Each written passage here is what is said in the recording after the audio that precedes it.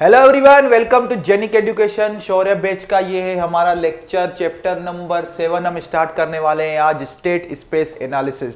तो लास्ट का जो लेक्चर था उसमें हमने फ्रीक्वेंसी डोमेन एनालिसिस को कंक्लूड कर दिया था। अभी तक हमने 6 चैप्टर्स कंप्लीट कर दिए। पहला चैप्टर था बेसिक्स, दूसरा था आपका block diagram signal flow graph, तीसरा था आपका टाइम डोमेन एनालिसिस, चौथा था आपका स्टेबिलिटी, पांचवा फिर क्या था रूट लोकस, सिक्स चैप्टर था आपका फ्रीक्वेंसी रिस्पॉन्स एनालिसिस। ओके, तो उसमें हमने फ्रीक्वेंसी रिस्पांस सबसे बड़ा चैप्टर था। उसमें हमने क्या क्या पढ़ा था? उसमें हमने पढ़ा पोलर प्लॉट, हमने पढ़ा नाइक्विस्ट प्लॉट, हमने पढ़ा फेज मार्जिन, गेन मार्जिन, हमने पढ़ा बोडे प्लॉट, फिर हमने उसके रिलेटेड कुछ प्रॉब्लम्स भी देखे। ओके, और जो कल हमारा सेशन हुआ था उसमें लाइव सेशन था, उसमें हमने डिस्कस किए थे problems related to gain margin and phase margin and related to Bode plot, Nyquist plot and polar plot. तो आज का जो सेशन है इसमें हम नया चैप्टर स्टार्ट कर रहे हैं, दैट इज चैप्टर नंबर 7, जिसका नाम है स्टेट स्पेस एनालिसिस। तो देखो, बाकी के जो हमने चैप्टर्स पढ़े अभी तक, वहां पे जो हम एनालिसिस कर रहे थे सिस्टम का विद द हेल्प ऑफ हम ट्रांसफर फंक्शन कर रहे थे, और ट्रांसफर फंक्शन सिर्फ एलटीआई सिस्टम्स के लिए ही डिफाइन होता है, और हम जो एनालिसिस कर रहे थे सिंगल इनपुट सिंगल आउटपुट का ही एनालिसिस कर रहे थे। अभी बात ये आती है, अगर नॉन लीनियर सिस्टम हो तो कैसे हमें डील करना है, तो वो हम स्टेट स्पेस एनालिसिस के मदद से उसके साथ डील कर सकते हैं। दूसरा, जब हम ट्रांसफर फंक्शन के थ्रू हम सिस्टम को स्टडीज कर रहे थे तो वहां पे हम इनिशियल कंडीशंस को इनकॉर्पोरेट नहीं कर पा रहे थे, लेकिन स्टेट स्पेस एनालिसिस आपको ये फैसिलिटी प्रोवाइड करता है। इस टेक्निक का यूज करके आप इनिशियल कंडीशंस को भी इनकॉर्पोरेट कर सकते हो और सिस्टम का ओवरऑल कंप्लीट एनालिसिस आप फाइंड कर सकते हो। सिस्टम का ओवरऑल कंप्लीट एनालिसिस आप कर सकते हो। आई इतनी बात समझ में? तो चलो आज हम स्टार्ट करते हैं हमारा चैप्टर। ये सेकंड लास्ट चैप्टर है, इसके बाद हमारा लास्ट चैप्टर होगा chapter number 8, that is compensators and controllers. अभी बस लास्ट पार्ट है, ये आराम आराम से खत्म हो जाएगा। और ज्यादा अगर टाइम बचेगा, क्योंकि 30 आवर्स का हमारा है कंट्रोल सिस्टम का, ज्यादा टाइम बचेगा तो आप कमेंट कीजिएगा आपको कौन से मिसलिनियस टॉपिक्स पे लेक्चर चाहिए, फिर मैं वो उस टॉपिक्स के लेक्चर बनाऊंगा, या तो फिर मैं प्रॉब्लम सॉल्विंग डिस्कशन में फिर प्रॉब्लम सॉल्विंग सेशंस रखूंगा। नहीं, आपको अगर कोई मिसलिनियस टॉपिक्स चाहिए तो आप कमेंट करना, नहीं तो फिर आगे जो भी टाइम बचेगा उसमें मैं आपको प्रॉब्लम्स ही सॉल्व करवाऊंगा। तो स्टेट स्पेस एनालिसिस हमारा चैप्टर है, तो स्टेट स्पेस एनालिसिस आज हम स्टार्ट करते हैं। तो सबसे पहला इस पर टर्मिनोलॉजी सीखते हैं। तो सबसे पहला टर्म आता है इसमें स्टेट वेरिएबल्स। क्या आता है? State variables. क्या आता है? सबसे पहले हम पढ़ेंगे व्हाट इज स्टेट वेरिएबल्स। ये जो स्टेट सॉरी ये जो स्टेट स्पेस एनालिसिस है, इसमें सबसे पहला जो हमारा बेसिक बिल्डिंग ब्लॉक है वो है स्टेट वेरिएबल्स। तो ये क्या होते हैं state variables? These are the variables, state are these are the variables, these are the variables, these are the variables, these are the variables। Okay, हम ऐसा स्टेट वेरिएबल्स आदि ऐसा भी हम लिख सकते हैं, हम इसको और अच्छे से लिखेंगे इसको। State variables are the minimum number of variables, are the minimum number of variables required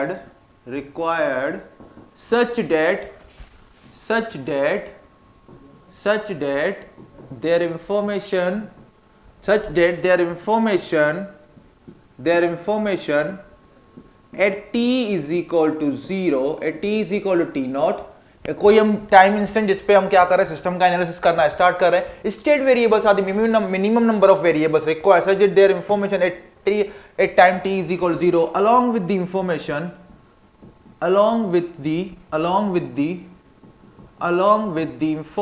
of forced input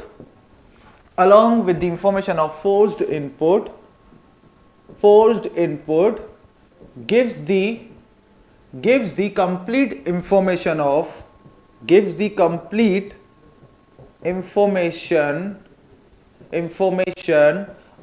all variables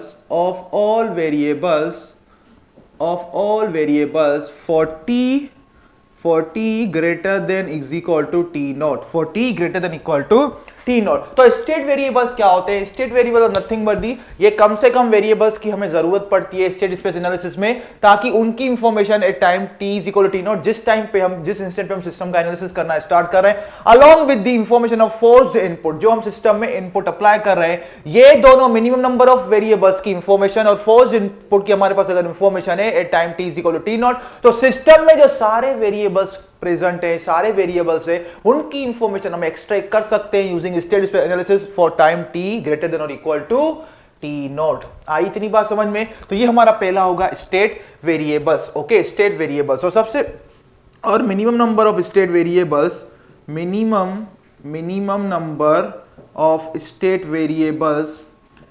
variables कितने होंगे, वो कैसे हम फाइंड करेंगे? Minimum number of state variables is equal to क्या होगा? देखो, इज इक्वल टू, हम कंट्रोल सिस्टम में कोई भी सिस्टम एनालिसिस करेंगे उसको क्या करते हैं, उसको डिफरेंशियल इक्वेशन के फॉर्म में लिखते हैं। तो वो क्या होता है? Minimum number of state variables is equal to order of differential equation. वो डिफरेंशियल इक्वेशन हमको किसी सिस्टम का क्या करना है, एनालिसिस करना है। उस सिस्टम का हम पहले मैथमेटिकल मॉडलिंग करेंगे with the help of differential equation. उस डिफरेंशियल इक्वेशन का जो ऑर्डर होगा, उतने minimum number of state variables हमें रिक्वायरमेंट होगी to solve this system to do the complete analysis of the system. Order of differential equation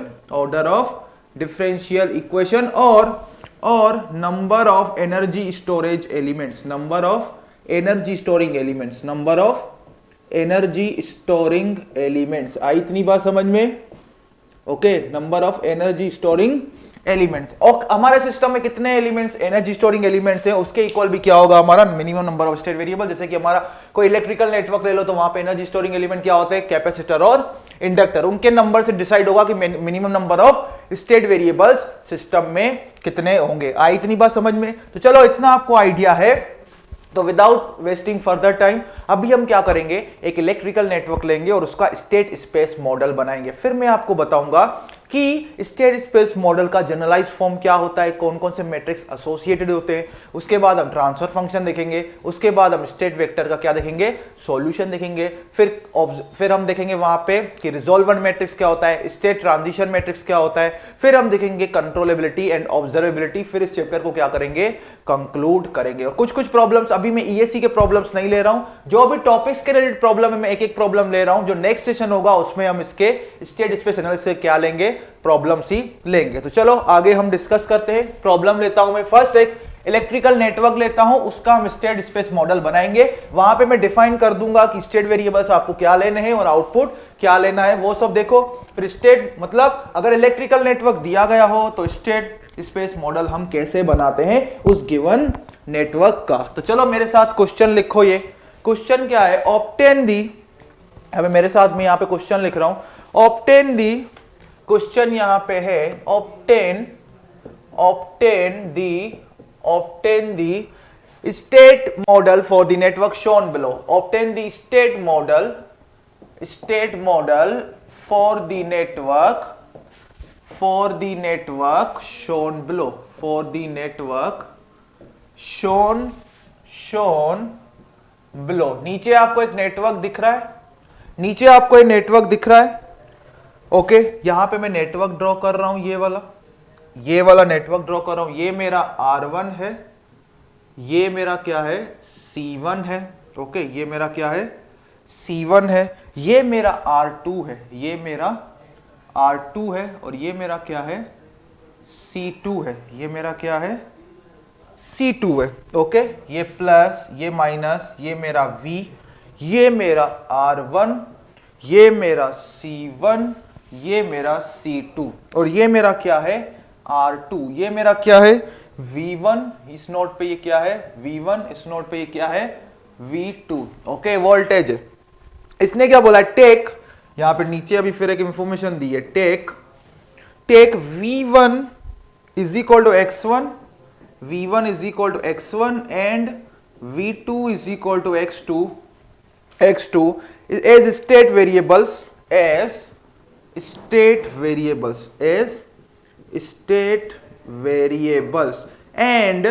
and y is equal to I as output, okay. और I यहां पे दिखाया है इसने, current through this resistor I R2, R2, इसको इसने बोला है I। तो ये V हो गया, ये V1, ये R1, ये C1, ये C2, ये V1, ये V2, ये R2, ये I। खांसी की बारी।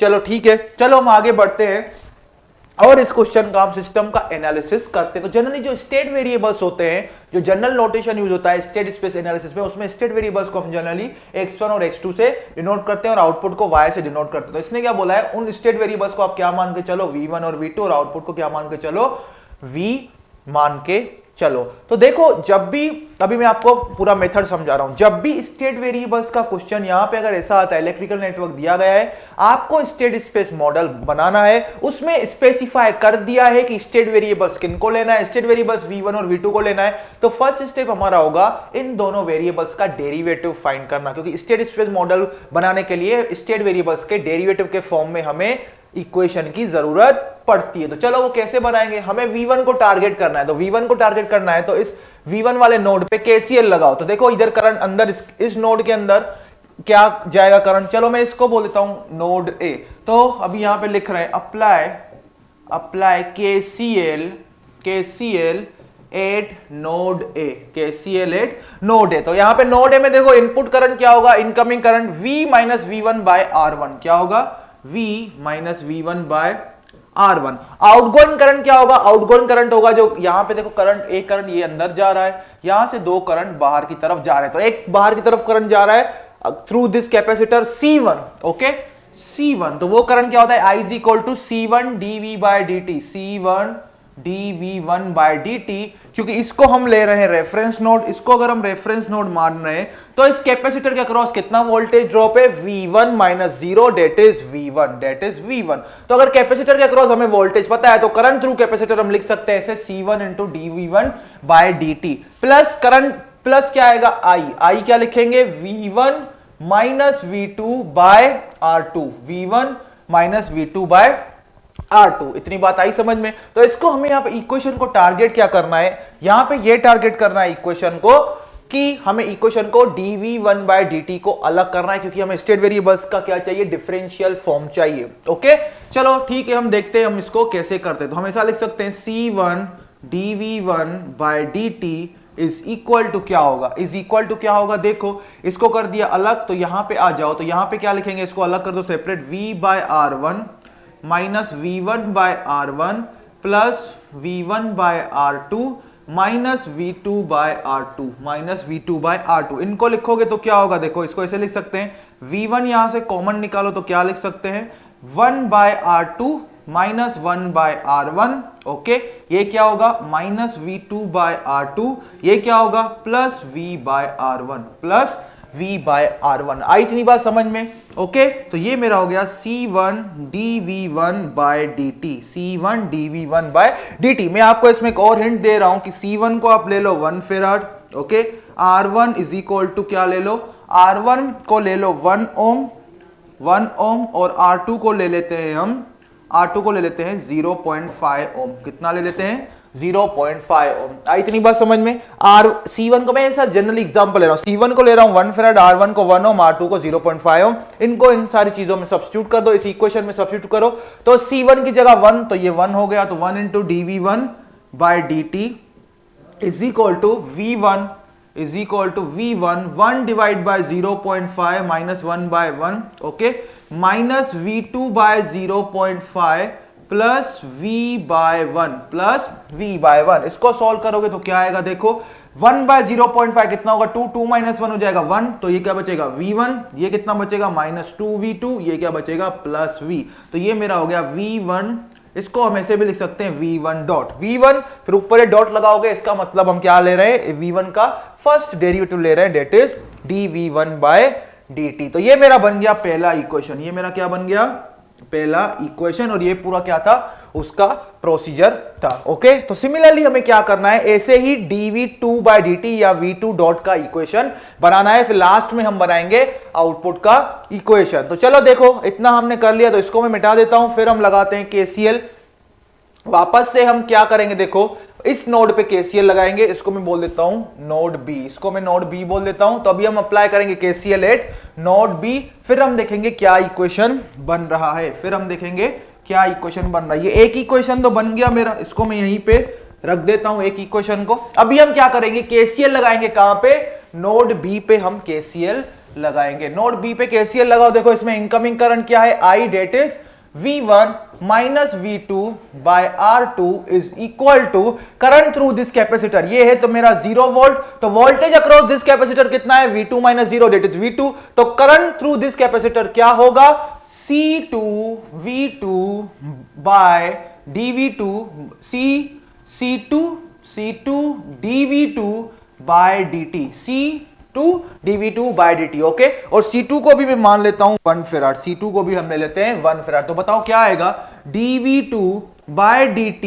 Is equal to V1 by R2 minus V2 by R2, V2 by R2, okay. R2 को हमने लिया था 0.5, तो ये क्या हो जाएगा 2V1 माइनस 2V2, तो V2 डॉट क्या हो जाएगा आपका, हो जाएगा 2V1 माइनस 2V2, ये मेरा बन गया इक्वेशन नंबर 2, ये मेरा बन गया इक्वेशन नंबर 2। तो जब भी हमें इलेक्ट्रिकल नेटवर्क या कोई भी सिस्टम हो उसका स्टेट स्पेस मॉडल बनाना है, तो स्टेट स्पेस मॉडल बनाने के लिए हमें क्या चाहिए, जो सिस्टम में स्टेट वेरिएबल्स हैं, जो सिस्टम में स्टेट वेरिएबल्स हैं, जो कि यहां पे हमें दो दिए गए हैं, V1 वोल्ट, ये वाला voltage across both the capacitors को क्या बोला गया है, स्टेट वेरिएबल्स बोला गया है, तो उनके हमें क्या चाहिए, डेरिवेटिव फॉर्म के इक्वेशन बनाने पड़ेंगे, जैसे हमने इस फॉर्म में दो बना दिए, ओके। और एक हमें क्या, जितने स्टेट वेरिएबल्स हैं उतने डिफरेंशियल फॉर्म उनके चाहिए, उतने इक्वेशन चाहिए होंगे उनके डिफरेंशियल फॉर्म के, फिर हमें एक फाइनल इक्वेशन चाहिए होता है जो कि होता है आउटपुट इक्वेशन। और यहां पे आउटपुट किसको बोला है, आई को बोला है, किसको बोला है, आई, और आई यहां पे क्या है, देखो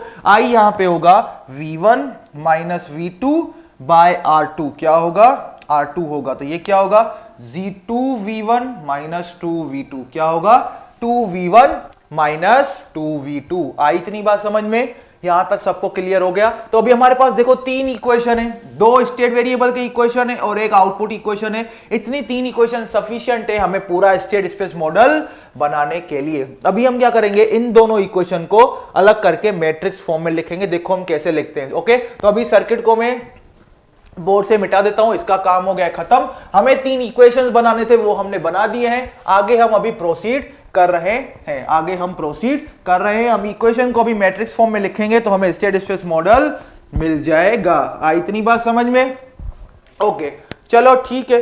अभी इक्वेशन नंबर 1 और इक्वेशन नंबर 2 आपको मिल गया है, तो इसका स्टेट स्पेस मॉडल कैसे लिखेंगे, तो सबसे पहले हमारा टारगेट होगा इन दोनों को मैट्रिक्स फॉर्म में लिखना। तो हम ऐसा लिख सकते हैं V1 डॉट या dV1 बाय dt, ये मेरा V2 dot is equal to यहां पे जितने स्टेट वेरिएबल्स हैं उतना 2 क्रॉस 2 यहां पे मैट्रिक्स बनेगा सेम ऑर्डर का।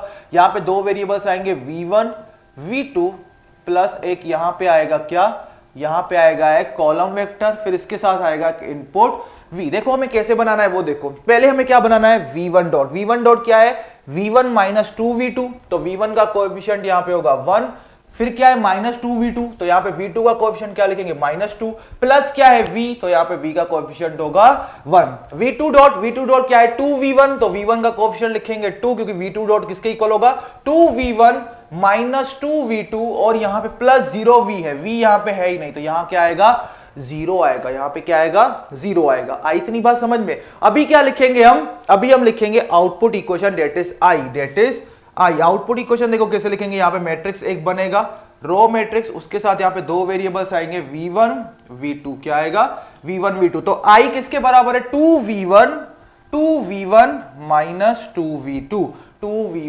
Minus 2V2। ये स्टैंडर्ड फॉर्म होता है किसका, कोई भी आपके पास स्टेट स्पेस मॉडल होगा तो वो इस फॉर्म में दिया गया होगा। This is the standard notation, standard form of the state space model. इस इलेक्ट्रिकल नेटवर्क का हमने complete state space model develop कर लिया है। एक बार हमें स्टेट स्पेस मॉडल मिल गया, फिर हम इसके सिस्टम पे एनालिसिस कर सकते हैं कि ये सिस्टम कंट्रोलेबल है, ऑब्जर्वेबल है, सिस्टम की स्टेबिलिटी पे भी कमेंट किया जा सकता है। आई इतनी बात समझ में, चलो इतना आप लोगों को क्लियर हो गया। अभी हम आगे बढ़ते हैं, अभी हम समझते हैं कि अगर standard multiple input multiple output system हो तो उसका स्टैंडर्ड स्टेट स्पेस मॉडल क्या क्या होता है, वहां पे जो मैट्रिसेस होते हैं उनका क्या नाम होता है, वो सब अभी हम देखने वाले हैं। तो चलिए हम यहाँ पे generalized multiple input multiple output system यहां पे हम ड्रॉ करने वाले हैं, जिसमें n स्टेट वेरिएबल्स होंगे, m इनपुट्स होंगे और p नंबर ऑफ आउटपुट्स वहां पे जनरेट हो रहे हैं। इसका state space model, generalize state space model क्या होगा वो हम यहां पे अभी देखेंगे। ओके, स्टेट स्पेस मॉडल अभी क्या पढ़ रहे हैं हम, स्टेट स्पेस मॉडल। टेंशन मत लो, बस इसको एक बार पढ़ लेते हैं, फिर अब ये भी देखेंगे अगर हमारे पास अगर डिफरेंशियल इक्वेशन दिया गया हो तो उसमें से हमें स्टेट स्पेस मॉडल कैसे बनाना है। ओके, और अगर ट्रांसफर फंक्शन दिया गया हो उसमें से स्टेट स्पेस मॉडल कैसे बनाना है वो भी मैं आपको सिखाऊंगा। ओके, चलो स्टेट स्पेस मॉडल। तो यहां पे देखो, अगर स्टेट स्पेस मॉडल, तो लेट अस से मैं एक सिस्टम यहां पे मान के चल रहा हूं, एक सिस्टम यहां पे हम मान के चल रहे हैं, that is multiple input multiple output system. Okay, multiple input multiple output system. यहां पे लेटर से सिस्टम के स्टेट वेरिएबल्स कितने हैं, यहां पे स्टेट वेरिएबल्स है ये x1, ये x2 अप टू xn, इतने यहां पे क्या है, स्टेट वेरिएबल्स है, इतने स्टेट वेरिएबल्स है। ओके, और यहां पे लेटेस्ट से कितने इनपुट्स है, मैं यहां पे m इनपुट्स अप्लाई कर रहा हूं, कितने m इनपुट्स, ये मेरा x1 अप टू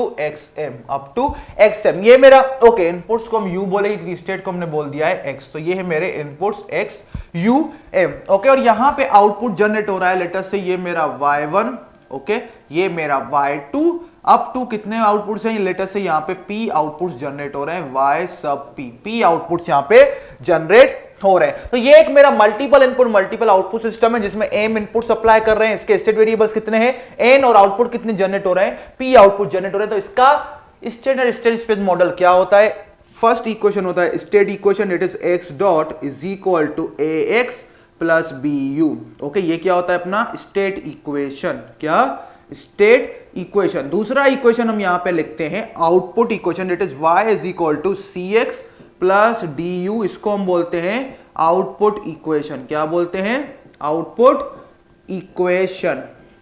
ये मेरा क्या हो गया, आउटपुट इक्वेशन। अभी देखो जो x है उसमें x से क्या होगा, कॉलम वेक्टर होगा जिसमें कितने एलिमेंट्स होंगे, xn एलिमेंट्स होंगे। तो x को हम यहां पे देखो, सारी चीजें लिखना, क्या क्या चीजें आपको लिखनी है वो यहां पे मैं बता रहा हूं। x को हम बोलते हैं क्या, x को हम बोलते हैं स्टेट वेक्टर, क्या बोलते हैं, स्टेट वेक्टर। और इस वेक्टर का साइज क्या होगा, n क्रॉस 1, ये होता है कॉलम वेक्टर। ये क्या होता है, कॉलम मैट्रिक्स, क्या होता है कॉलम मैट्रिक्स और सिंपली वेक्टर। ओके, चलो ठीक है। ओके, इतनी बात आपको क्लियर हो गई। x क्या है, स्टेट वेक्टर। अभी आओ u पे, u क्या है, इनपुट वेक्टर। u क्या है, इनपुट वेक्टर, u है अपना इनपुट वेक्टर। सारे मैट्रिक्स की मैं साइज कैसे लिखवानी ट्रिक वो आपको बताऊंगा, टेंशन मत लो। देखो u की भी हम डायरेक्ट लिख सकते हैं, u में कितने एलिमेंट्स आएंगे, m एलिमेंट्स, और ये भी क्या होगा, कॉलम मैट्रिक्स, तो इसका साइज क्या होगा, m क्रॉस 1, क्या होगा, m क्रॉस 1। ओके, आई इतनी बात समझ में, ये हो गया m क्रॉस 1।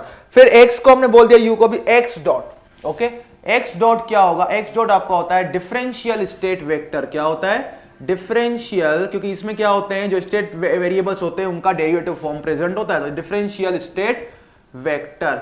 इसका भी साइज होगा n क्रॉस 1, क्या होगा, n क्रॉस 1। ओके, चलो इतना हमें मिल गया। y को हम बोलते हैं आउटपुट वेक्टर, क्या बोलते हैं, आउटपुट वेक्टर, क्योंकि y क्या रिप्रेजेंट कर रहा है यहाँ पे, आउटपुट्स, आउटपुट वेक्टर। कितने आउटपुट जनरेट हो रहे हैं यहाँ पे, p नंबर ऑफ आउटपुट्स। ये क्या होगा, एक कॉलम मैट्रिक्स होगा, एक वेक्टर होगा जिसको हम, उसका साइज क्या होगा, p क्रॉस 1, क्या होगा, 1 क्रॉस p, क्या होगा, ओके, हाँ p क्रॉस 1 ही होगा क्योंकि p रोज बनेंगे, एक कॉलम बनेगा, एक कॉलम मैट्रिक्स होगा, p क्रॉस 1। ओके, a को हम क्या बोलते हैं, a को हम बोलते हैं सिस्टम मैट्रिक्स। क्या बोलते हैं, सिस्टम मैट्रिक्स। ए को हम क्या, इसका साइज होगा n क्रॉस n, इसका साइज क्या होगा, n क्रॉस n। अभी ए का साइज n क्रॉस, ए का वही साइज, एक 100% स्क्वायर मैट्रिक्स ही बनेगा, और इसका ऑर्डर क्या होगा, जितने नंबर ऑफ स्टेट वेरिएबल्स होंगे। ओके, तो ए का साइज बनेगा n क्रॉस n। ये हमें ऐसे भी पता चल सकता है कि ए का साइज n क्रॉस n कैसे होगा। देखो x का साइज है n क्रॉस 1 और x डॉट का भी साइज है n क्रॉस 1, तो ये अगर n क्रॉस 1 है तो यहां पे n क्रॉस 1 चाहिए, तो इसका a को साइज क्या होना पड़ेगा, n क्रॉस n ही होगा। ओके, आउटपुट मैट्रिक्स, तो हमारा C यहां पे क्या होगा, output matrix. Okay, output matrix होगा अपना C, और जो अपना B होगा उसको हम बोलेंगे इनपुट मैट्रिक्स। क्या बोलेंगे, इनपुट मैट्रिक्स। ओके, और जो अपना D होगा उसको हम बोलेंगे transition matrix. Okay, transmission matrix. क्या बोलेंगे, ट्रांसमिशन मैट्रिक्स। इतनी बात आ गई क्लियर समझ में। तो हमारा जो वेक्टर x डॉट है उसको हम बोलते हैं डिफरेंशियल स्टेट वेक्टर, y को आउटपुट वेक्टर, a को बोलते हैं सिस्टम मैट्रिक्स, c को बोलते हैं आउटपुट मैट्रिक्स, b को बोलते हैं इनपुट मैट्रिक्स, d को क्या बोलते हैं ट्रांसमिशन मैट्रिक्स। तो अभी साइज देखते हैं इनकी साइज क्या होगी। तो यहां पे देखो इनपुट मैट्रिक्स जो b है उसका साइज क्या होगा वो देखो। तो यहां पे b है मेरे पास, तो u का साइज देखो क्या है, u का साइज है अपने पास m क्रॉस 1। क्या है m क्रॉस 1, u का साइज है m क्रॉस 1। तो यहां पे u का देखो साइज क्या है m क्रॉस 1। और जो रिजल्टेंट मैट्रिक्स है x वेक्टर, जो यहां पे x डॉट वेक्टर है उसका साइज क्या है n क्रॉस 1। तो सिंपली यहां पे क्या चाहिए होगा n क्रॉस m। क्या चाहिए होगा यहां पे n क्रॉस m। तो b का साइज क्या होगा n क्रॉस m। क्या होगा n क्रॉस m। आई इतनी बात समझ में। अभी c पे आओ, तो c का देखो x का साइज क्या है, y का साइज यहां पे देखो क्या है p क्रॉस 1। y का साइज क्या होगा p क्रॉस 1। तो x का साइज यहां पे देखो क्या है, x का साइज है यहां पे n क्रॉस 1। क्या है n क्रॉस 1। और यहां पे क्या चाहिए p क्रॉस 1। तो यहां पे मुझे क्या चाहिए c का साइज क्या होना पड़ेगा p क्रॉस n। तो ऐसे हम c का साइज निकालेंगे, c का साइज क्या होगा p cross n। Okay p cross n। अभी आ जाओ d के साइज पे। तो u का साइज देखो क्या है, u का साइज है m क्रॉस 1। और यहां पे मुझे देखो यहां पे p क्रॉस 1 चाहिए, तो d का साइज क्या होगा p क्रॉस m। क्या होगा p क्रॉस m। तो d का साइज क्या होगा p क्रॉस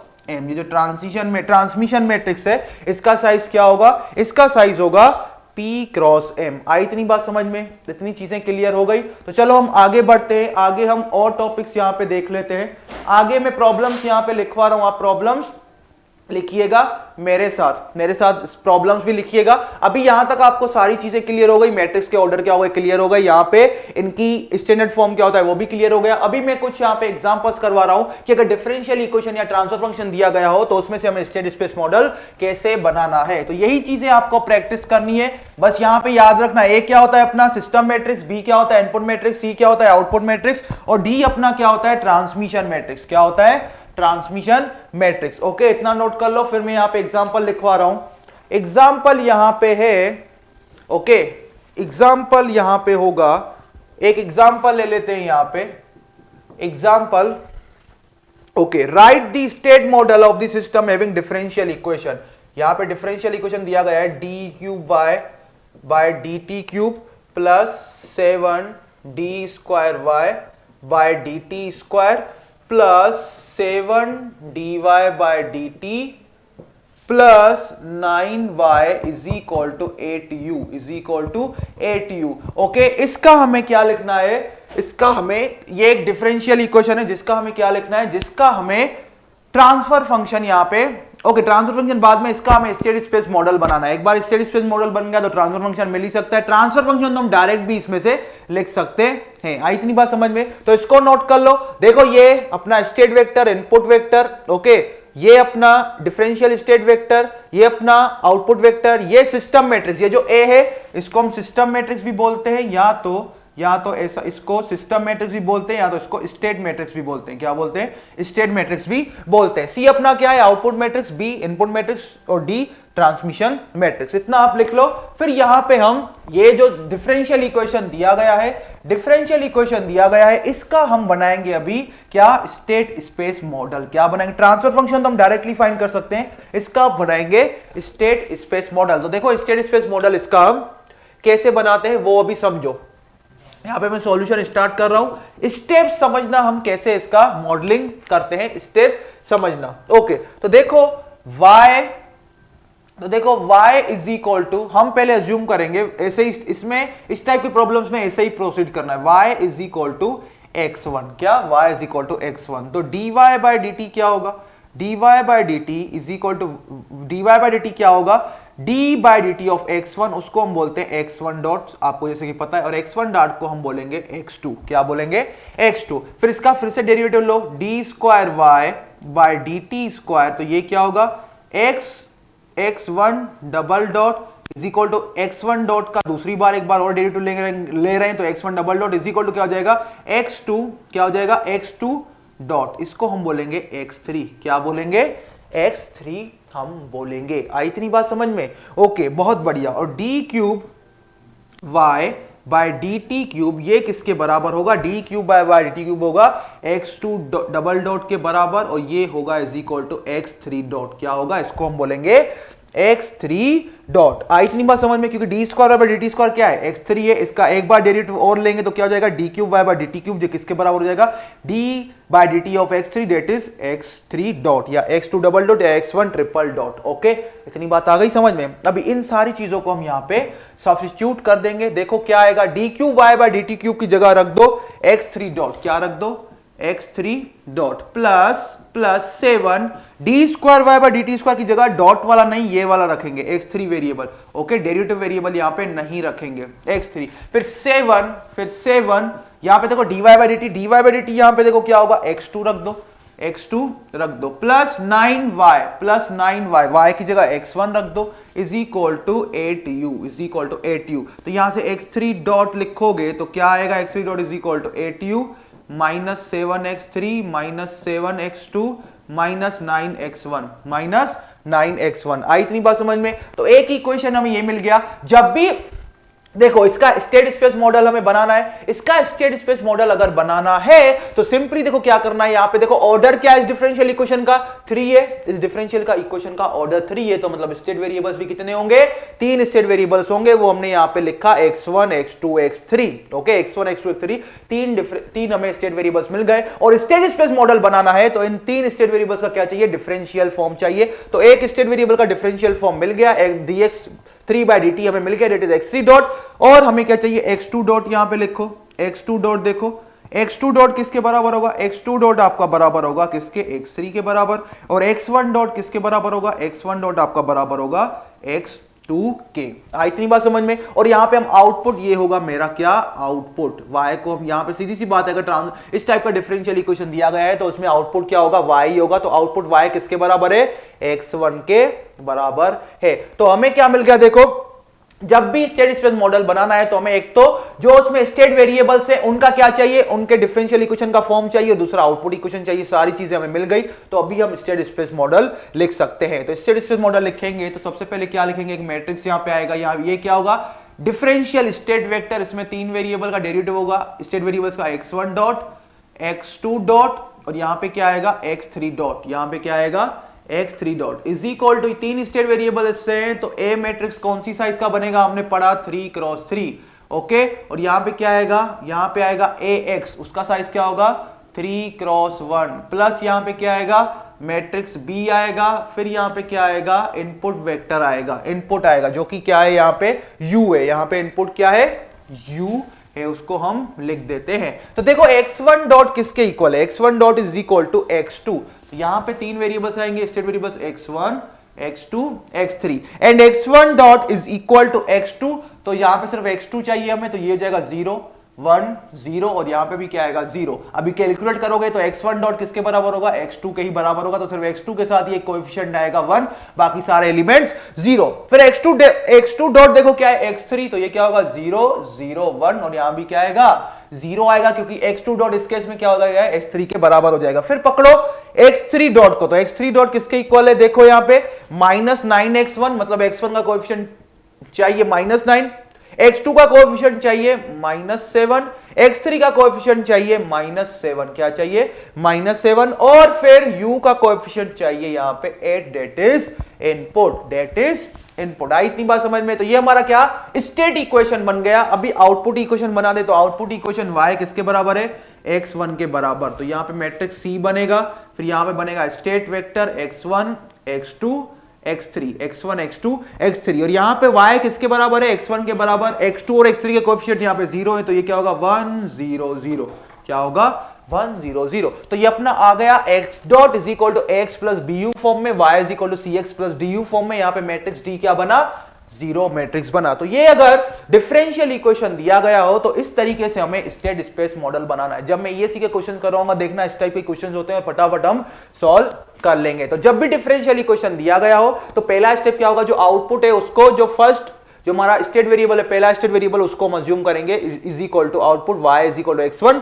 फिर हम आगे ऐसे स्टेप बाय स्टेप प्रोसीड करेंगे तो हमें कंप्लीट क्या मिल जाएगा, हमें complete model, state space model मिल जाएगा। आई इतनी बात समझ में। चलो एक और एग्जांपल मैं करवाता हूं जिसमें ट्रांसफर फंक्शन दिया गया है और हमें स्टेट स्पेस मॉडल बनाना है, तो हम देखते हैं उसका अभी हमें कैसे करना है। तो यहां पे मैं क्वेश्चन नोट करवा रहा हूं, फटाफट लिखो क्वेश्चन, यहां पे फटाफट हम लिखते हैं और फिर आगे हम प्रोसीड करते हैं। तो मैं यहां पे क्वेश्चन लिखवा रहा हूं आपको जिसमें ट्रांसफर फंक्शन दिया गया है और हमें स्टेट स्पेस मॉडल बनाना है। ओके, उसके बाद हम देखेंगे अगर हमें स्टेट स्पेस मॉडल दिया गया हो तो चलो स्टूडेंट्स, अभी हमने क्या सीखा था, हमने सीखा कि अगर डिफरेंशियल इक्वेशन दिया गया हो तो उसमें से स्टेट स्पेस मॉडल कैसे डेवलप करते हैं। हम y को क्या मान लेते हैं, x1, फिर हम आगे प्रोसीड करते हैं। अभी हम देखेंगे कि अगर ट्रांसफर फंक्शन दिया गया हो तो हम स्टेट स्पेस मॉडल कैसे डेवलप करेंगे। तो हमारे पास एक क्वेश्चन है, find the state space model of the system having transfer function. तो ये क्वेश्चन है।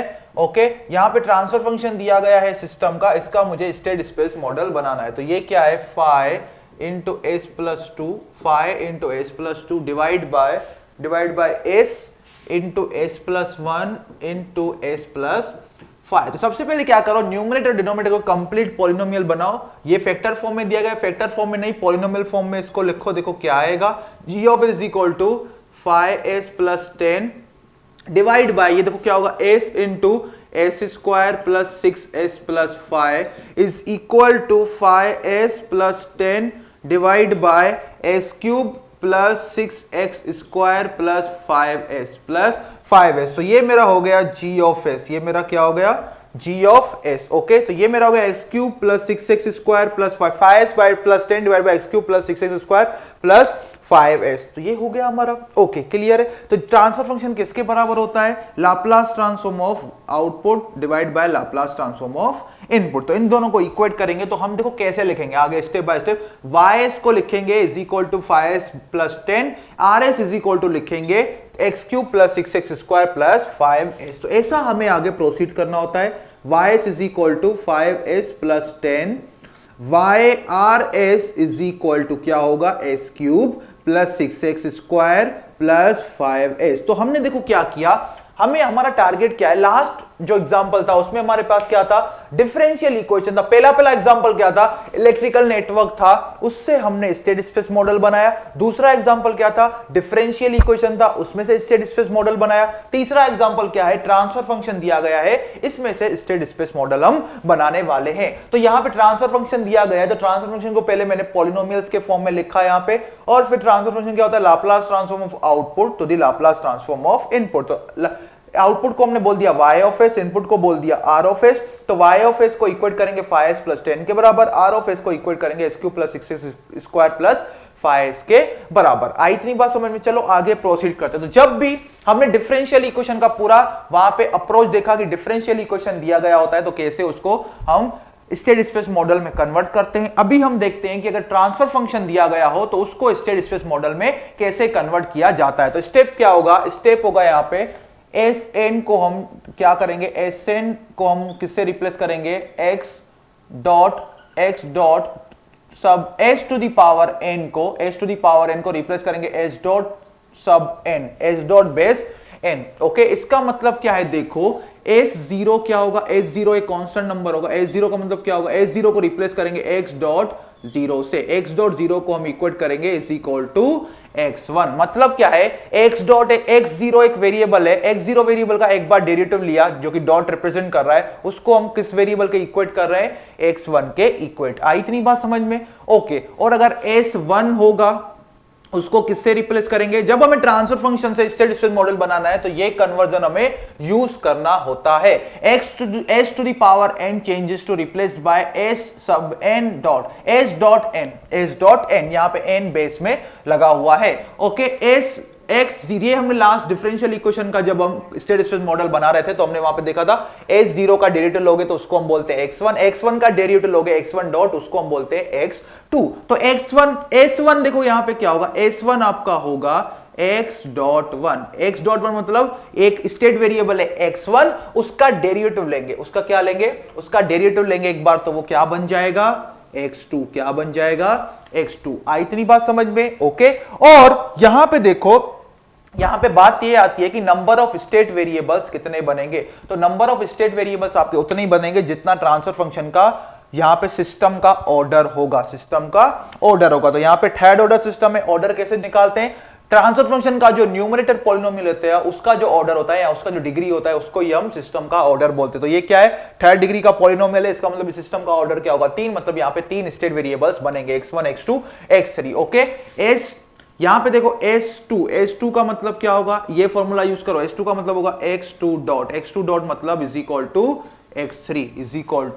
x3 और S3 का मतलब क्या होगा, x3 का मतलब होगा x3 डॉट। हम x4 में नहीं जाएंगे क्योंकि थर्ड ऑर्डर सिस्टम है, यहां पे 3 स्टेट वेरिएबल्स की ही जरूरत पड़ेगी। आई इतनी बात समझ में। तो सबसे पहले हम यहां पे लिखते हैं इनपुट, यहां पे स्टेट वेरिएबल्स का हम इक्वेशन बनाते हैं, फिर हम एक स्टेट इक्वेशन चाहिए और एक क्या चाहिए, एक हमें चाहिए आउटपुट इक्वेशन। तो पहले स्टेट इक्वेशन हम बनाएंगे इनपुट इक्वेशन की हेल्प से, इनपुट इक्वेशन की हेल्प से। तो यहां पे देखो s क्यूब की जगह पे क्या रखोगे, x3 डॉट, क्या रखोगे, x3 डॉट। फर्स्ट इक्वेशन में ये हमने रखा x3 डॉट प्लस 6। अभी x3 डॉट का इक्वेशन, जब भी स्टेट स्पेस मॉडल बनाना होता है तो हमारा पहला स्टेप क्या होता है, जो स्टेट वेरिएबल्स है उनके डिफरेंशियल फॉर्म के इक्वेशन जनरेट करने होते हैं। तो पहला स्टेट वेरिएबल जो है x1, उसका डिफरेंशियल फॉर्म का इक्वेशन ऑलरेडी हमने बना दिया है, डेट x1 dot is equal to x2 dx1 by dt is equal to x2 का भी स्टेट वेरिएबल का डिफरेंशियल इक्वेशन का फॉर्म आ गया।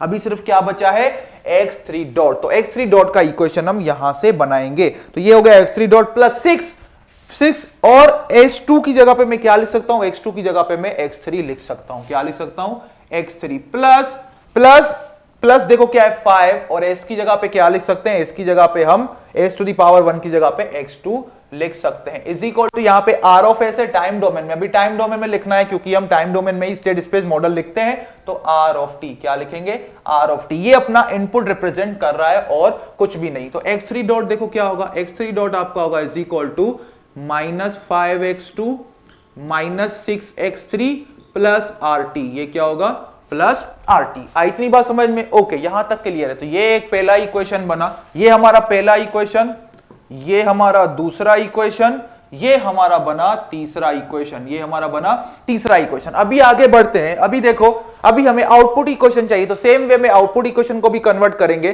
तो 5 इंटू s, तो s1 क्या है, देखो x2 है तो लिखेंगे 5x2 प्लस 10 ऐसा बोल सकते हैं, ये क्या है 10 into s to the power 0, s to the power 0 क्या है, x1, तो ये क्या लिखेंगे 10x1 is equal to output को हम लिखेंगे टाइम डोमेन में y ऑफ t। तो y ऑफ t किसके बराबर हो जाएगा, is equal to 5x2 plus 10x1, ये मेरा हो गया इक्वेशन 4। अभी हम क्या कर सकते हैं, इक्वेशन 1, 2 और 3 को यूज करके पहला स्टेट इक्वेशन बनाएंगे और इक्वेशन 4 को यूज करके हम आउटपुट इक्वेशन बनाएंगे। तो 3 स्टेट वेरिएबल्स हैं, तो यहां पे क्या आएगा, एक मैट्रिक्स बनेगा जिसका एक स्टेट डिफरेंशियल वेक्टर, जिसका साइज क्या होगा, कॉलम वेक्टर होगा 3x1 साइज का, x1 dot, x2 dot, x3 dot, और यहां पे मैट्रिक्स A आएगा जिसका साइज क्या होगा 3x3। फिर यहां पे आएगा स्टेट वेक्टर जिसमें 3 वेरिएबल्स होंगे x1, x2, x3, प्लस क्या आएगा, प्लस इनपुट मैट्रिक्स, क्या आएगा, इनपुट मैट्रिक्स, और ये क्या होता है, इनपुट वेक्टर। यहां पे इनपुट वेक्टर सिंगल इनपुट है एक ही, उसका एक ही एलिमेंट होगा। यहां पे इनपुट क्या है,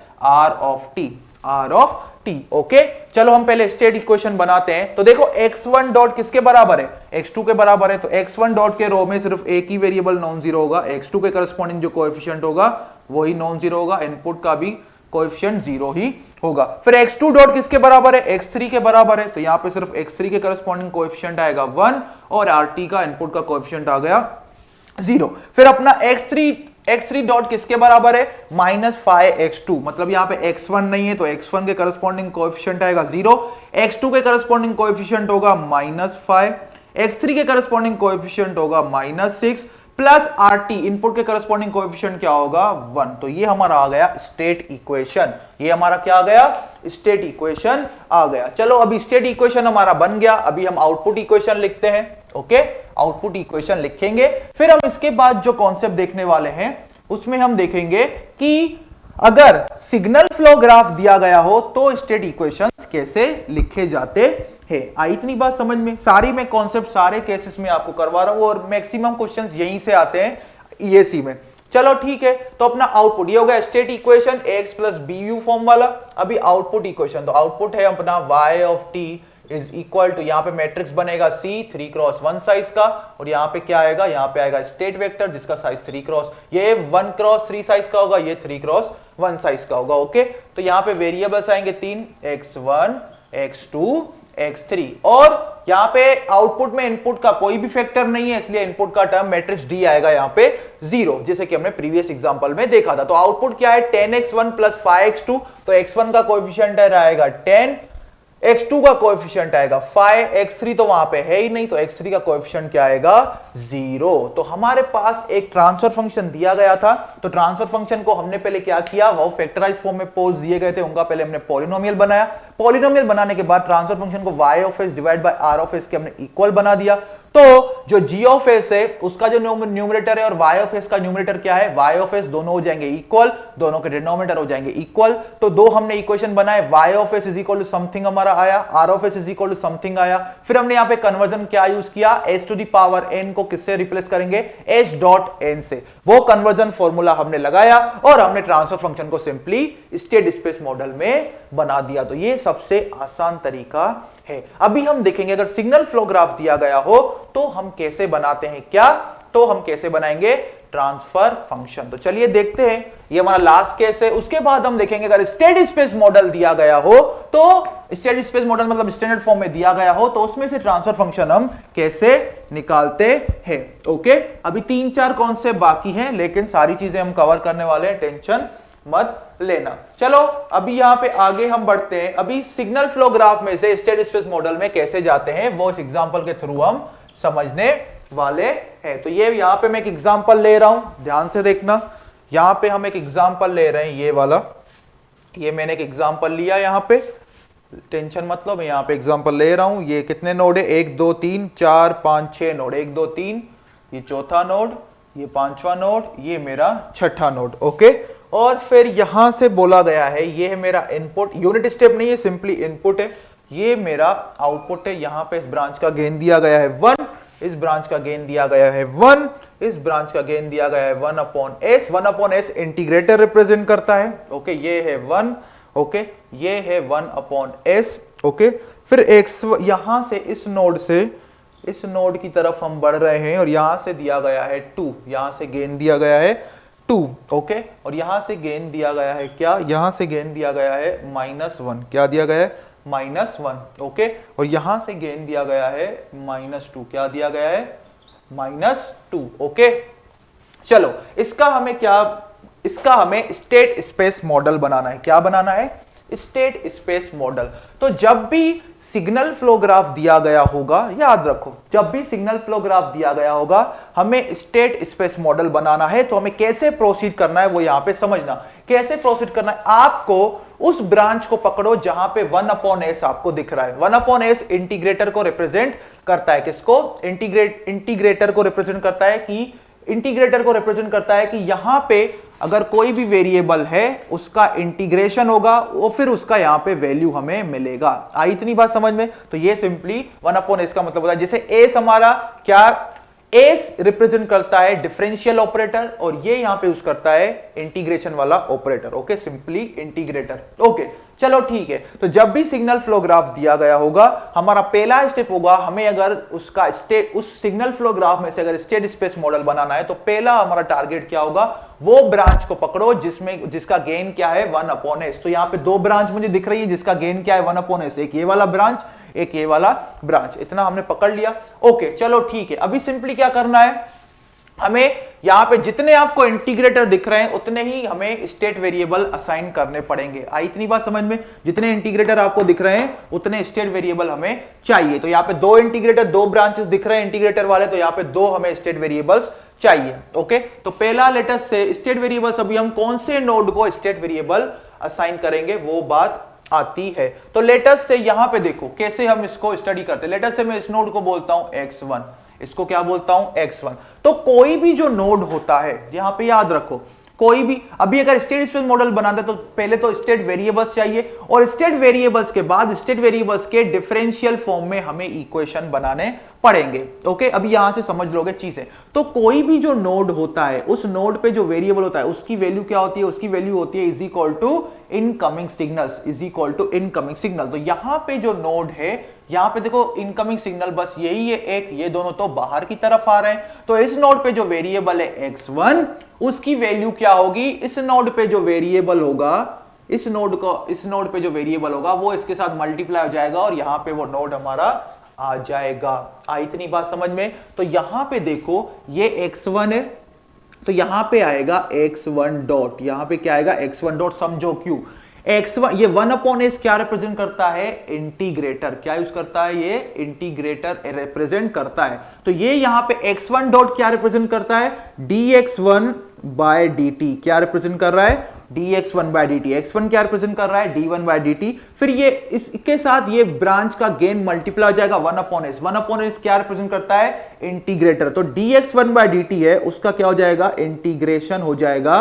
तो हमें यहां पे क्या मिलेगा, x1 मिलेगा, क्या मिलेगा, x1 मिलेगा। आई इतनी बात समझ में। तो ये x1 है, ये हमारा 1/s वाला ब्रांच है। तो यहां पे जो वेरिएबल होगा उसकी वैल्यू क्या होगी, x1 डॉट, क्योंकि इस वेरिएबल की अगर वैल्यू होगी x1 डॉट, ये 1/s के साथ मल्टीप्लाई हो जाएगा। तो हमें इस नोड पे वैल्यू क्या मिलेगी, x1, क्या मिलेगी, x1। आई इतनी बात समझ में। ओके, सिमिलरली मैं इस नोड को बोल देता हूं x2, तो ये क्या होगा, x2 डॉट होगा, क्या होगा, x2 डॉट होगा। आई इतनी बात समझ में। अभी हम सिग्नल फ्लो ग्राफ का कॉन्सेप्ट लगाएंगे और यहां से हमारे इक्वेशन बन जाएंगे। तो सबसे पहले देखो आउटपुट इक्वेशन तो बन गया, y किसके बराबर होगा, y is equal to x1 into 1, y is equal to 1 into x1, तो ये क्या होगा, x1। तो हमारे पास आउटपुट इक्वेशन तो आ गया। ओके, अभी हम क्या बनाएंगे, हमारे पास दो स्टेट वेरिएबल्स है x1 और x2, इनके डिफरेंशियल फॉर्म के इक्वेशन चाहिए। तो पकड़ो x2 डॉट वाले नोड को या x1 डॉट वाले नोड को। तो मैं पकड़ रहा हूं x2 डॉट वाले नोड को,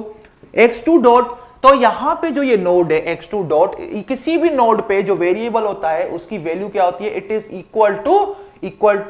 equal to branch incoming signals to that node. Okay, it is equal to algebraic sum of incoming signals to that node। x2 कोई भी यहां पे नोड है उस पे जो हमने वेरिएबल असाइन किया है x2 डॉट, उसकी वैल्यू क्या होती है, it is equal to algebraic sum of its incoming signals। तो यहां पे देखो x2 डॉट किसके बराबर होगा, यहां पे एक इनकमिंग सिग्नल ये आ रहा है, इसके अंदर सिग्नल जो आ रहा है ये इनपुट। तो यहां तक जो ये वाला यहां पे जो सिग्नल आएगा थ्रू दिस ब्रांच, वो कैसे आएगा, u को 1 के साथ मल्टीप्लाई करके, u इंटू 1। ओके, फिर यहां पे दूसरा इनकमिंग सिग्नल यहां से आ रहा है, इस सिग्नल की यहां पे वैल्यू क्या होगी, x2 इंटू -1, तो ये क्या हो जाएगा, -x2।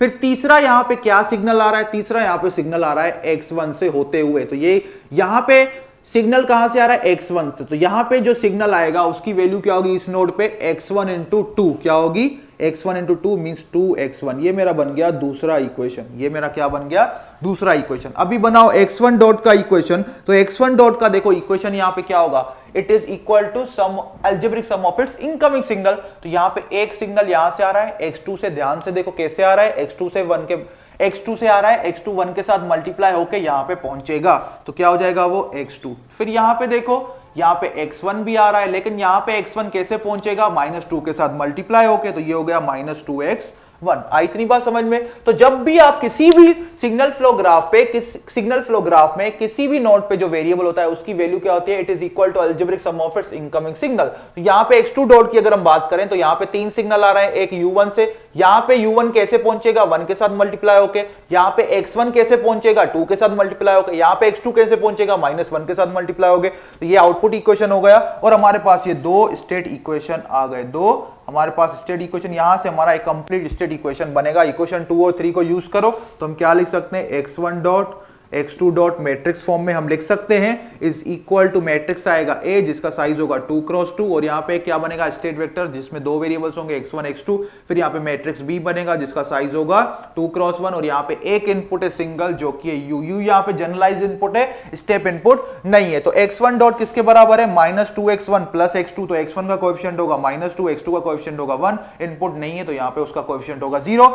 x2 डॉट कैसे बनेगा, x2 dot is equal to 2x1, तो x1 का कोएफिशिएंट क्या होगा 2, x2 का कोएफिशिएंट है -1 और u का कोएफिशिएंट है यहाँ पे 1, u का कोएफिशिएंट है यहाँ पे 1। तो ये x dot is equal to x plus B u, और y का इक्वेशन क्या है, y is equal to x1। तो आउटपुट का इक्वेशन क्या होगा, सिंपली मैट्रिक्स C बनेगा जिसका साइज होगा 1 क्रॉस 2, और यहाँ पे इनपुट स्टेट वेक्टर होगा जिसका साइज होगा 2 क्रॉस 1। तो यहाँ पे देखो, यहाँ पे आएंगे दो वेरिएबल्स x1 x2, और y किसके बराबर है, x1 के बराबर। तो x1 का कोएफिशिएंट होगा 1, x2 का कोएफिशिएंट होगा 0। तो यहां पे हम क्या गए, SFG to state space model, to state space model. तो हमने क्या क्या सीखा, हमने पहले सीखा था कि अगर इलेक्ट्रिकल नेटवर्क दिया गया हो तो वहां पे मैं असाइन कर लूंगा कि ये इनको आपको स्टेट वेरिएबल्स लेना है, तो आप क्या कर सकते हो, इलेक्ट्रिकल नेटवर्क में से स्टेट स्पेस मॉडल बना सकते हो। फिर हमने दूसरा देखा, अगर डिफरेंशियल इक्वेशन दिया गया हो तो उसमें से स्टेट स्पेस मॉडल कैसे बनाना है, ये सब नोटबुक में उतार देना, सब चीजें काम आएंगी।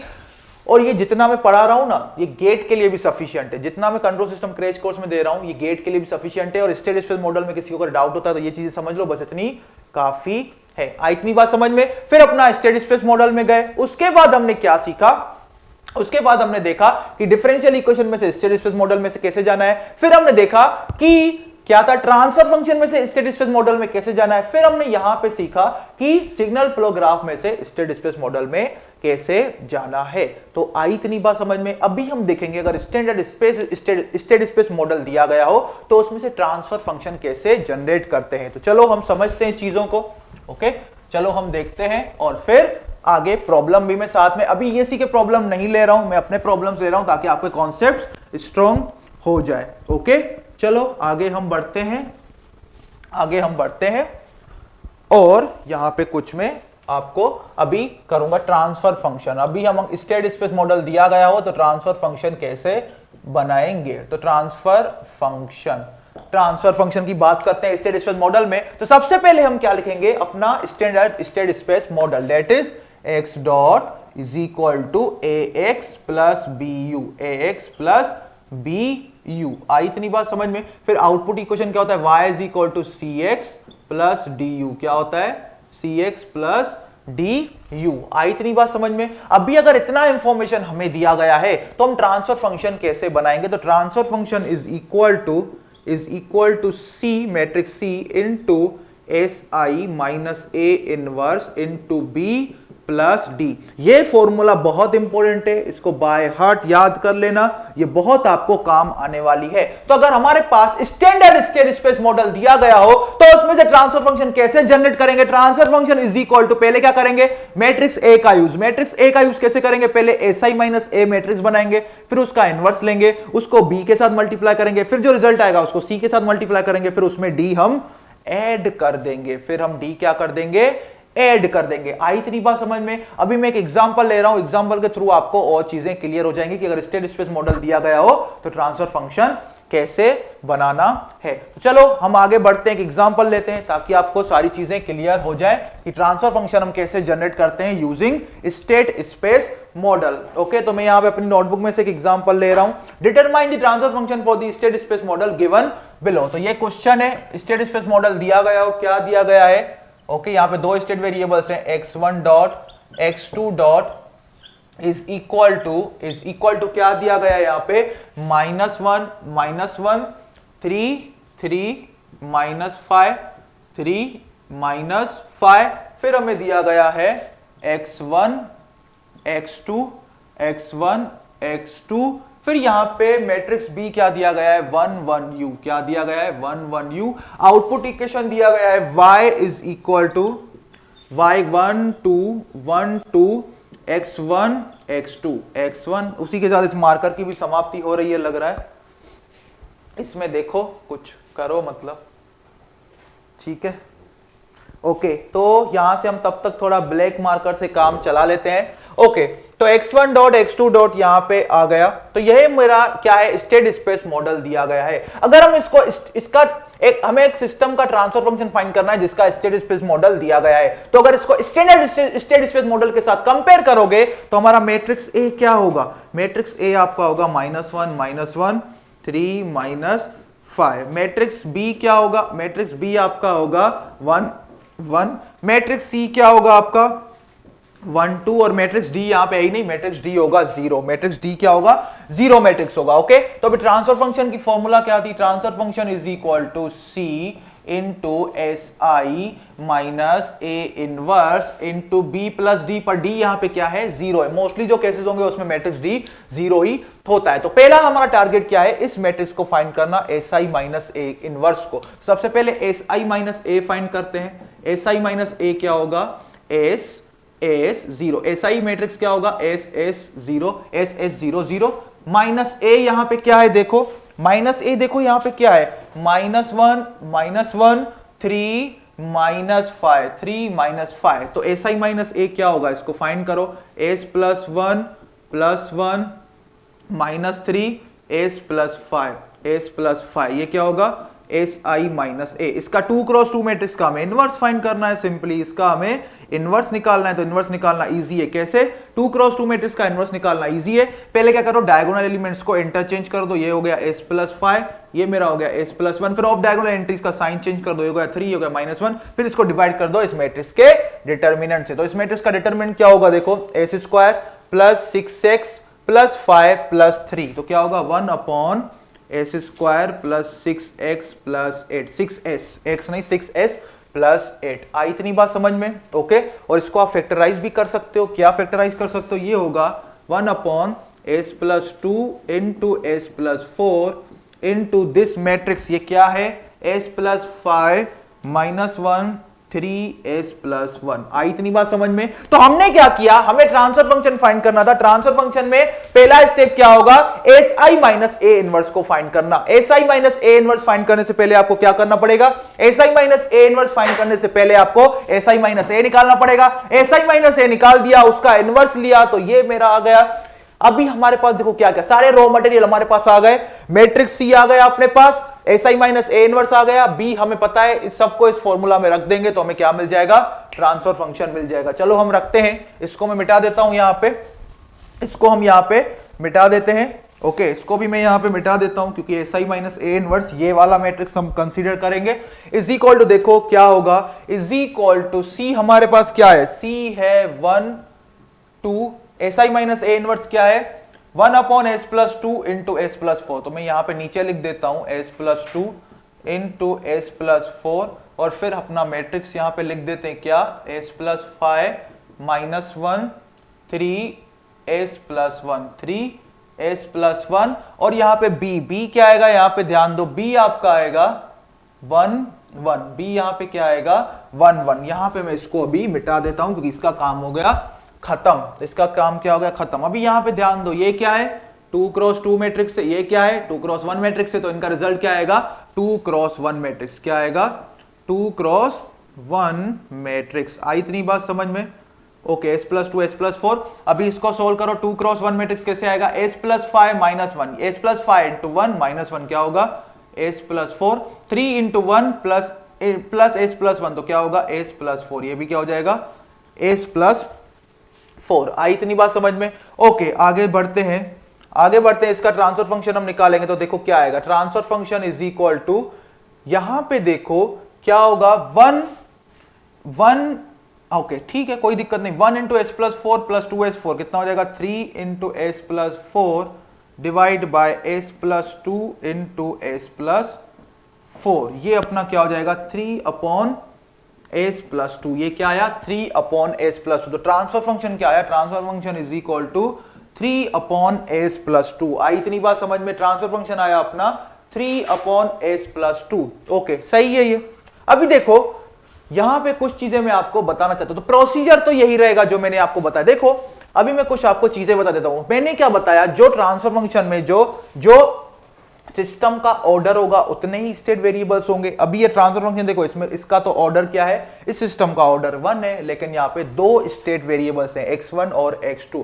तो ये क्यों हुआ उसको मैं आपको पहले ही बता देता हूं कि किसी इस क्वेश्चन में कहीं पे हमने कुछ डेटा में मिस्टेक की है, या तो इस मैट्रिक्स में कोई एलिमेंट हमने गलत लिखा होगा, या मैट्रिक्स बी में हमने कोई एलिमेंट गलत लिखा होगा, या मैट्रिक्स सी में हमने कोई एलिमेंट गलत लिखा होगा। नहीं तो 100% यहाँ पे नीचे 2 पोल्स आएंगे क्योंकि इसमें 2 स्टेट वेरिएबल्स हैं। क्योंकि अगर ट्रांसफर फंक्शन, अगर सिस्टम का जो ऑर्डर होगा उतने minimum number of state variables तो हमें चाहिए ही। तो यहां पे देखो उतने तो स्टेट वेरिएबल्स होंगे ही, उतने जो सिस्टम का ऑर्डर होगा उतने स्टेट वेरिएबल्स 100% सिस्टम में होंगे। यहां पे 2 वेरिएबल्स हैं, यहाँ पे 2 वेरिएबल्स है तो 100% उतना वही ऑर्डर होना चाहिए सिस्टम का। तो यहाँ पे लेकिन ये तो फर्स्ट ऑर्डर सिस्टम है, यहाँ पे 2 स्टेट वेरिएबल्स है, लेकिन ये सेकंड ऑर्डर सिस्टम होना चाहिए, इसमें 2 पोल्स आने चाहिए।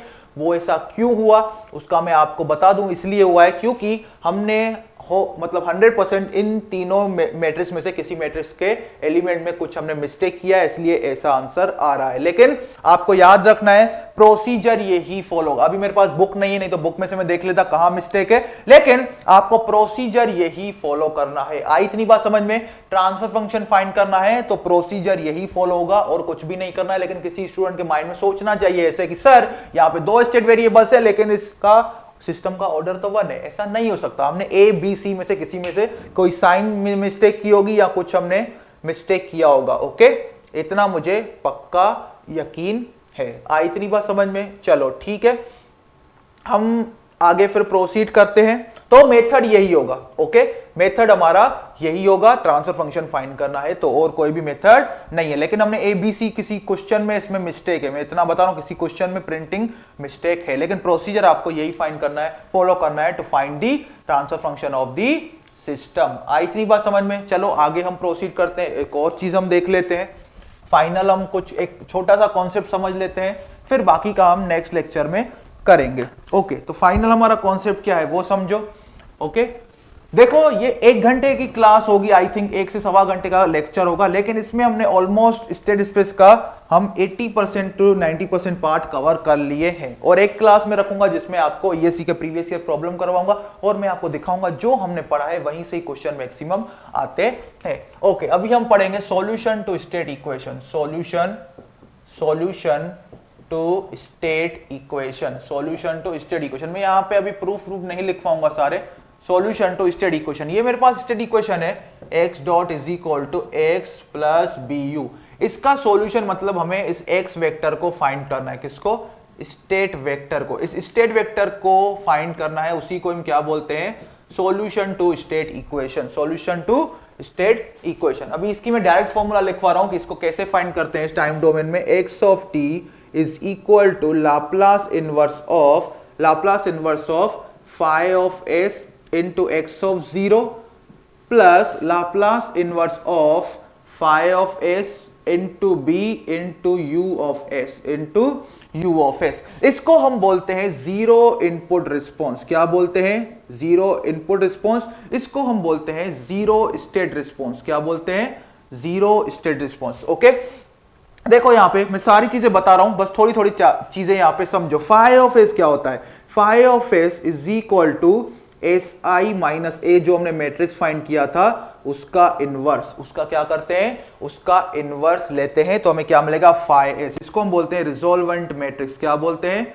रिजोल्वेंट मैट्रिक्स बोलते हैं फाई ऑफ एस को। ओके, और यहां पे देखो हम दूसरी चीज यहां पे डिफाइन करेंगे, स्टेट ट्रांजिशन मैट्रिक्स। क्या? State transition matrix. State transition matrix. State transition matrix क्या होता है? That is equal to phi of t is equal to Laplace of resolvent matrix phi of s, Laplace inverse of phi of s. आई इतनी बात समझ में? State transition matrix क्या होता है? It is denoted as phi of t is equal to Laplace inverse of state resolvent matrix is equal to Laplace inverse of s I minus A inverse, s I minus A inverse. और यहां पे जो x of 0 है ये क्या है? Initial state. क्या है? x ऑफ 0 क्या है यहां पे?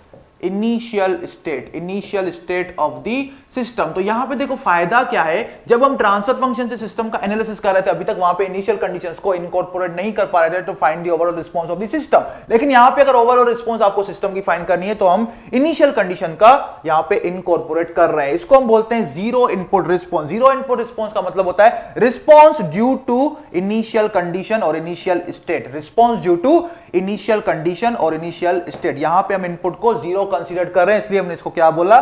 Zero input response. Zero state response का मतलब होता है response due to input applied, और यहां पे इनिशियल कंडीशंस क्या है इस पार्ट में? जीरो, इसलिए क्या बोला? Zero state response. यहां पे initial state zero, zero input response, यहां पे इनपुट क्या है? जीरो है। आई इतनी बात समझ में? बी हमारा बी मैट्रिक्स है और ये यू ऑफ एस क्या है? जो हम इनपुट अप्लाई करते हैं उसका लाप्लास ट्रांसफॉर्म, और फाई ऑफ एस मैंने आपको बता दिया। यू ऑफ एस मतलब स्टेप इनपुट फंक्शन का लाप्लास ट्रांसफॉर्म नहीं, यू ऑफ एस एक जनरलाइज्ड इनपुट है सिस्टम में, उसको हम बोलते हैं यू ऑफ टी, उसका लाप्लास ट्रांसफॉर्म हम बोलेंगे यू ऑफ एस। आई इतनी बात समझ में, इतना क्लियर हुआ? देखो होगा क्या, लेटर से हमारे पास दो स्टेट वेरिएबल्स हैं, इस इक्वेशन को सॉल्व करेंगे तो हमें स्टेट वेक्टर मिल जाएगा एक्स ऑफ टी। लेटर से दो स्टेट वेरिएबल है एक्स ऑफ टी, तो उसकी हमें वैल्यू मिल जाएगी, उसके अंदर जो स्टेट वेरिएबल्स है x1 और x2। ये जो x ऑफ टी हम यहां से फाइंड करेंगे ये मैट्रिक्स फॉर्म में आएगा। अगर दो स्टेट वेरिएबल्स हैं तो ये मैट्रिक्स फॉर्म में आएगा जिसका साइज होगा 2x1, फिर उसको उसके साथ कंपेयर करेंगे तो x1 और x2 की वैल्यू मिल जाएगी। फिर अगर ये स्टेट वेक्टर मिल गया तो हमें सिस्टम का आउटपुट भी मिल जाएगा। लेटर से यहां पे मैट्रिक्स C होगा, यहां पे मैट्रिक्स C होगा जिसका साइज क्या होगा 1x2, और यहां पे दो स्टेट वेरिएबल्स होंगे x1 और x2। तो अगर हमारे पास x1 और x2 अगर हमें मिल गए यूजिंग दिस इक्वेशन तो फिर हमें फाइनली आउटपुट भी क्या होगा सिस्टम का वो मिल सकता है। और क्योंकि x1 और x2 t पे डिपेंड करेंगे तो हमें किसी भी टाइम इंस्टेंट पे सिस्टम का आउटपुट मिल जाएगा। आई इतनी बात समझ में बच्चों? यहां तक सारी चीजें क्लियर हो रही हैं? ओके, तो हम इस सेशन को आज हम इतना ही रखते हैं। ओके, इस सेशन को हम आज इतना ही रखते हैं। तो हमने क्या क्या पढ़ा इस सेशन में? हमने सबसे पहले पढ़ा स्टेट स्पेस एनालिसिस की क्यों जरूरत पड़ती है, फिर हमने देखा कि स्टेट स्पेस मॉडल का state space model standard model क्या होता है, x plus B A x plus B u C x plus D u वाला। फिर हमने देखा कि नेटवर्क अगर दिया गया इलेक्ट्रिकल नेटवर्क उसका स्टेट स्पेस मॉडल कैसे बनाते हैं, डिफरेंशियल इक्वेशन का स्टेट स्पेस मॉडल कैसे बनाते हैं, ट्रांसफर फंक्शन में से स्टेट स्पेस मॉडल कैसे बनाते हैं, सिग्नल फ्लो ग्राफ में से स्टेट स्पेस मॉडल हम कैसे बनाते हैं। फिर हमने देखा अगर स्टैंडर्ड स्टेट स्पेस मॉडल दिया गया हो उसमें से ट्रांसफर फंक्शन कैसे बनाते हैं। फिर हमने देखा ये स्टेट इक्वेशन का सॉल्यूशन कैसे फाइंड करते हैं इस इक्वेशन का यूज करके। यहाँ पे दो रिस्पॉन्स होती है, जीरो इनपुट रिस्पॉन्स और जीरो स्टेट रिस्पॉन्स। आई इतनी बात समझ में? इसको हम बोलते हैं रिजोल्वन मैट्रिक्स, फिर इसका लाप्लास इनवर्स लोगे उसको बोलते हैं स्टेट ट्रांजिशन मैट्रिक्स। इसके रिलेटेड में प्रॉब्लम्स आपको नेक्स्ट सेशन में कराऊंगा। और नेक्स्ट सेशन में एक कॉन्सेप्ट हमारा बचता है कंट्रोलेबिलिटी एंड ऑब्जर्वेबिलिटी, जो हम नेक्स्ट सेशन में पढ़ेंगे। और नेक्स्ट ही सेशन में मैं ईएससी के कुछ प्रॉब्लम्स लूंगा, फिर इस चैप्टर को हम क्या करेंगे, कंक्लूड करेंगे। फिर हमारा लास्ट टॉपिक बचता है कंपनसेटर्स एंड कंट्रोलर्स। आई इतनी बात समझ में? तो चलो इस सेशन को हम यहीं पे एंड करते हैं, फिर से हम मिलेंगे नेक्स्ट सेशन में। स्टेट स्पेस एनालिसिस को हम कंक्लूड करेंगे और ईएससी के कुछ प्रॉब्लम्स करेंगे। चलिए मिलते हैं नेक्स्ट सेशन में, तब तक के लिए सबको थैंक यू।